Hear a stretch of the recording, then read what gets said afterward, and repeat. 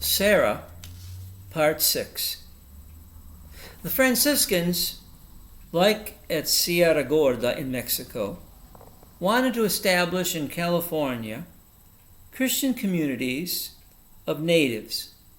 And they believed that it was very important that once they received baptism, that they lived separately from the native villages.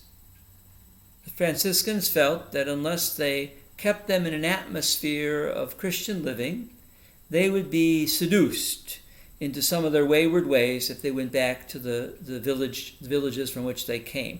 Although they did permit them from time to time, sort of to take a break and to reconnect to the forest and the woods and away from the mission compounds, which they would work day in and day out.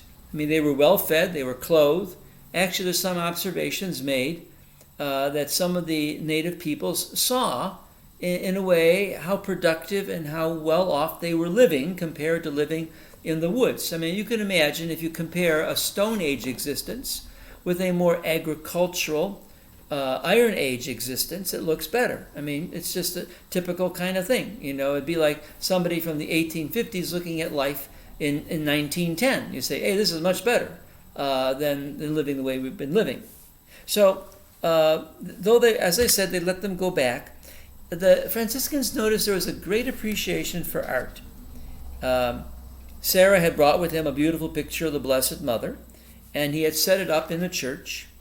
And the native women were just fascinated by this picture, so much so that they would sit and look at it. And then they would also bring offerings as though she was, a deity or a god. I mean, they would bring offerings to her. So there was a very interesting, in terms of artistic appreciation, they seemed to appreciate the liturgy. Maybe they didn't understand it exactly, but the Franciscans carried it out with incense and with singing, chanting and processions, etc. You have to remember that the missionaries of this time lived not only separated from their homelands, but they were separated from each other by distances. And it was not easy sometimes to communicate. Sometimes they were by themselves. Usually there were two together, but oftentimes they were by themselves.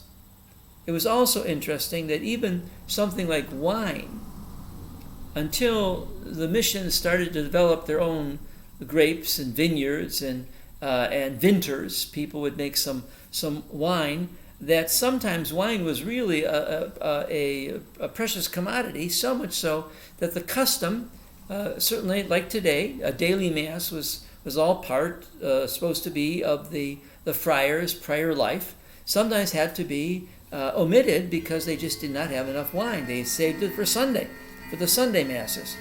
And actually, for a while they had no masses because they had no candles. They were very strict. The Roman Missal, like today, some of our priests, the Roman Missal says it has to be done this way. There have to be 2 candles lit, tallow, beeswax, pure beeswax.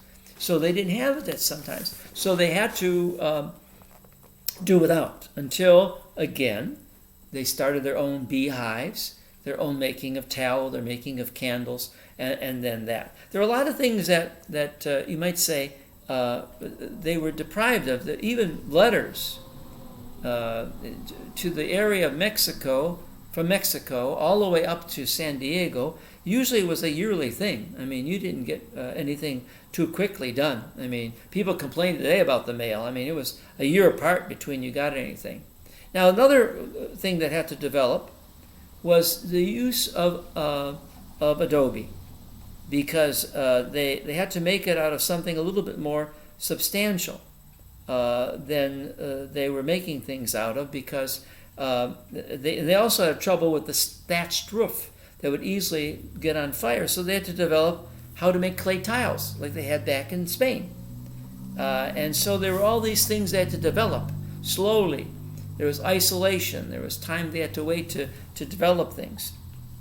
It's very important also that even though they brought with them cattle that would provide milk and meat, etc., for the people, that the natives could not take the milk. They could not digest it. I mean, remember, there were no cows there. There was no milk. I don't even think they even did sheep milk. I don't think so, from what I gather. But they had no way they could digest that. Their diet was typically a hunter, forager, hunter, gatherer in that.